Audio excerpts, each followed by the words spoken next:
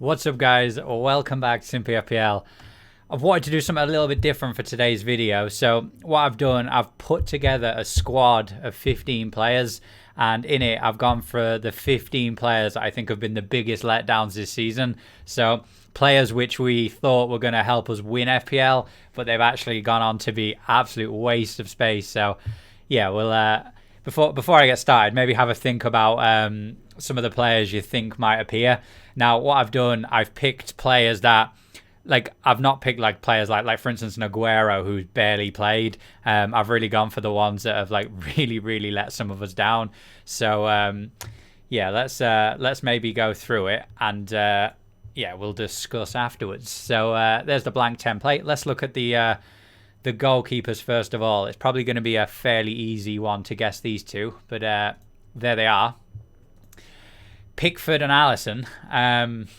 I say Pickford as I'm wearing Everton's third choice goalkeeper jersey. So yeah, he was the first name on the team sheet for me. 6 clean sheets all season. And bear in mind, 3 of those clean sheets were in the last 4 games. So Everton just, like, they didn't play well in those 4 games, but they've somehow managed to get 3 clean sheets in a row. So before then, it was 3 clean sheets in 24 game weeks. Like, that's got to be one of the worst records for any goalkeeper to ever play in the Premier League. He's currently the 18th best goalkeeper. He's on 79 points. And just to put that into context, he's only got 1 more point than Ramsdale, who was playing for Sheffield United, who rock bottom by an absolute mile.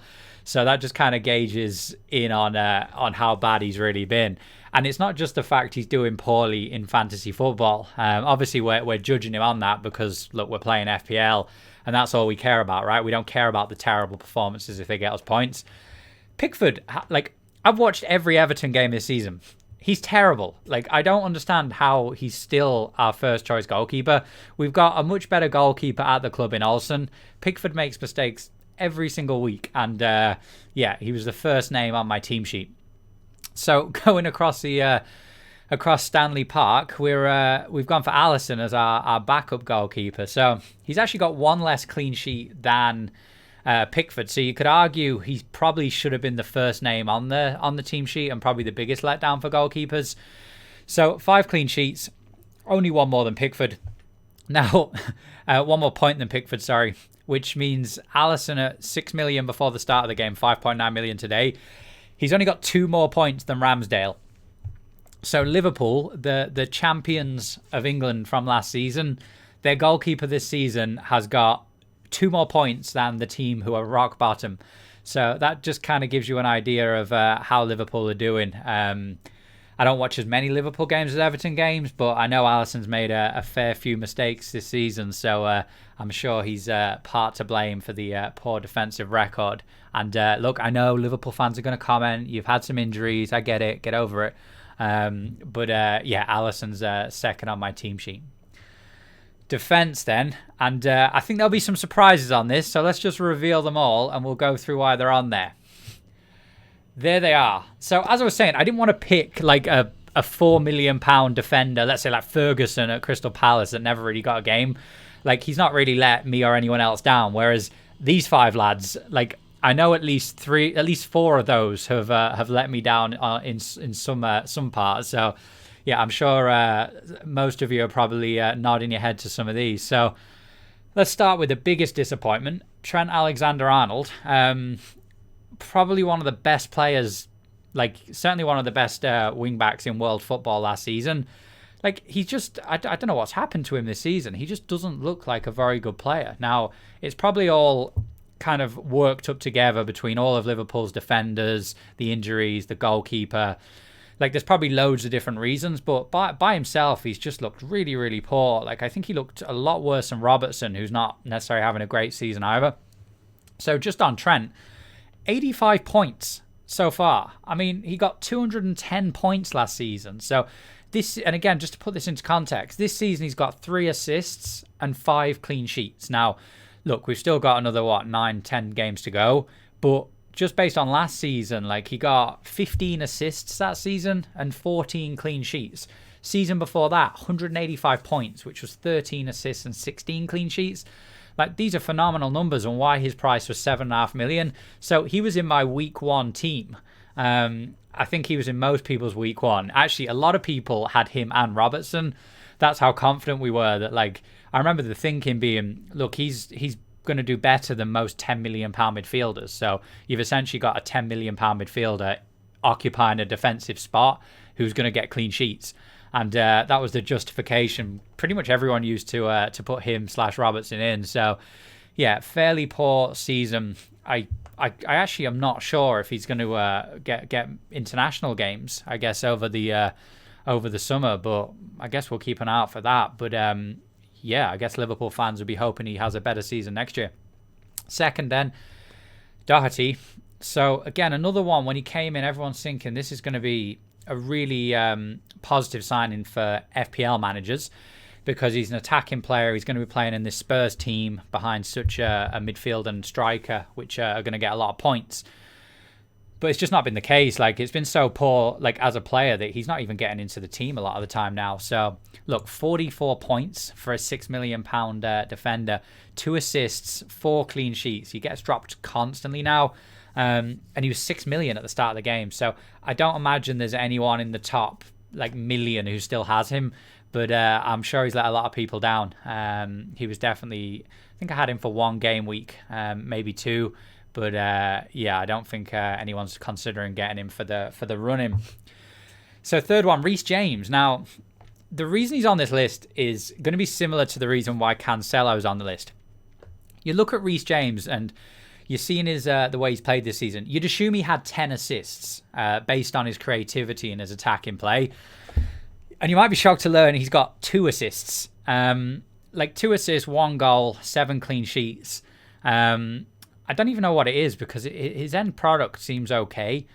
Maybe he's just been unlucky. But either way, like, he was one of my, at the start of the season, one of my guys that I was like nailed on. Going to keep him till the end of the season. He's going to get a load of points. And it's just not really materialized. And he's not even nailed on now. So Tuchel clearly doesn't have him as his first choice. Not even close. So yeah, we might not see him again. But yeah, he was one of my tips to be one of the star defenders this season. After the first few game weeks, and it's just not panned out that way. Cancelo then. Look, it pains me to say his name. I mean, in fact, I would say I've said the word Cancelo more times on this channel than any other player. We all remember captaining him for the 17-pointer, but unfortunately I remember captaining him last week for the 1-pointer. The reason he's on my list, again, you'd assume he had 15 assists. Like, the amount of attacks this guy has, like the amount of shots he has, his XG, his expected assists, all right at the top of the stats. To me, he's probably the biggest letdown of the season. 1 goal, 2 assists. I'm going to be getting rid of him soon enough. He's a huge rotation risk now. I think he had the potential to have a better score than Alexander Arnold did last season, but it's just not panned out that way. So, look, I think if we sit down and think about it, although we've got a good few clean sheets, I think Cancelo's probably not done anywhere near as good as we'd hoped for, and maybe there were better options out there. Like, certainly when you look at West Ham's defenders, like their top scoring defender has 9 assists this season. So for Cancelo to have just the 2, yeah, for me, one of the biggest letdowns this season. And finally, Tierney. So similar to Doherty, like we expected big things this season, and he just didn't do much till game week 18. Arsenal have been poor, which is fair enough. But game week 18 was when everyone really jumped on the bandwagon. Like, I remember people using their wild cards, putting Tierney in. Like, we can't not have Tierney. Like, he's essential. Just scored a goal and assist against West Brom. He's done nothing since. Like, he's dropped constantly. Yeah, like, that's that. He's the one guy that I didn't fall into the trap of getting. I kind of felt like it was a bit too much of a bandwagon jump when he got the goal and the assist against West Brom. And at no point did I consider getting him. Right, midfielders then. There they are. Similar to defenders, I'm sure some of you are watching going, what, how have you got this guy in? Like, what? That's a terrible decision. But again, let me know in the comments who you think should be in this squad and who shouldn't. It's just my opinion at the end of the day. So Starting with Kevin De Bruyne. Now, it's tricky to put him in here after such an amazing performance yesterday, but I'm judging this on the season. So look, 2 goals against a dodgy Southampton is not going to change it from being a terrible player this season to like the best. So I've kept him in there. 251 points last season. As of today, he's got 125. So that included the haul yesterday. So it was way worse before yesterday. It was like 111. So 125 points as of today. He's got 5 goals, 11 assists, which again, it sounds like an amazing return, but he's had 13 blanks this season. Like, that's like 50% of, it's more than 50% of his games because he was out injured for some of those games. So he's blanked in more than 50% of the games, which for his price, like, you just can't afford for a player to be blanking this often. And again, maybe his form will pick up for the rest of the season. Who knows? Like, he's probably going to be a huge rotation risk now. Certainly that City have pretty much won the league and they're just focusing on the cups. But for me, and probably for most of you, I thought he was going to be one of the top scoring players this season. It's just not been the case. Like, he's pretty much mid-pack. Yeah, I'm pretty much treading with caution. I'm probably not going to get him back in, not going to jump on the bandwagon. I'm probably going to focus on just keeping Gundogan and maybe shipping out City players. Aubameyang, everyone who took FPL seriously had him in their team in game week 1. If you didn't, I'd love to know why not, because he had a good opening run, and I think a lot of people captained him in game week 1. I mean, like 10 attacking returns. That's just so poor. 104 points. Like the last 2 seasons, he's got 205 points in both those seasons. This season, 16 blanks. So we thought Kevin De Bruyne was bad with 13. Aubameyang's had 16 blanks. Now, that doesn't even include the games that he didn't play, obviously. I'm just including games he actually played. So it's a lot higher if we include the games he didn't play. Now, his numbers are a bit inflated because he got the hat-trick there like a week or so ago. He got another double there early on. So, like, if we take it into context, I would say he's been one of the bigger letdowns this season. Becoming a midfielder in the game as well was huge. It means he obviously gets the point for the clean sheet and the extra point for the goal, and more likely to get bonus, but it's just not panned out that way. Another player I'm not considering bandwagoning on. I know a lot of people are trying to bring him in for game week 29. I'm just not going to do that. James Rodriguez. As a footballer, I'm not going to say anything bad about him because as an Everton fan, the fact he signed for us, just phenomenal. Fair play to him for kind of dropping the big teams he's used to playing to come play under Carlo Ancelotti with Everton. But as an FPL asset and maybe as a player this season, he's been a bit let down. Now, I think most of the letdowns come from the fact that Everton haven't played very well. We're not, like, he's a luxury player that if you're not playing well, you can't afford to keep. So that could be part of the reason. Now, in terms of FPL, such massive expectations. 3 goals, 3 assists in his first 5 games. Like, people like me were captaining him. I had him from week 1. Don't think I got rid of him till he got injured, actually. Was that about week 9, week 10? Since his first 5 games, he's had 2 goals, 1 assist. Injured constantly. Carlo started dropping him for some of the bigger games, which is interesting. Kind of the games where we don't think he's going to have the space. Like, he runs the risk of becoming a squad player. So I'm hoping that next season Everton will have a better squad and maybe he'll fit in more. But yeah, he certainly struggled to adapt to the Premier League. And yeah, I thought we'd have huge things this season, but it's just not materialised that way. Barclay then. Not a big fan of Barclay due to what he did to Everton.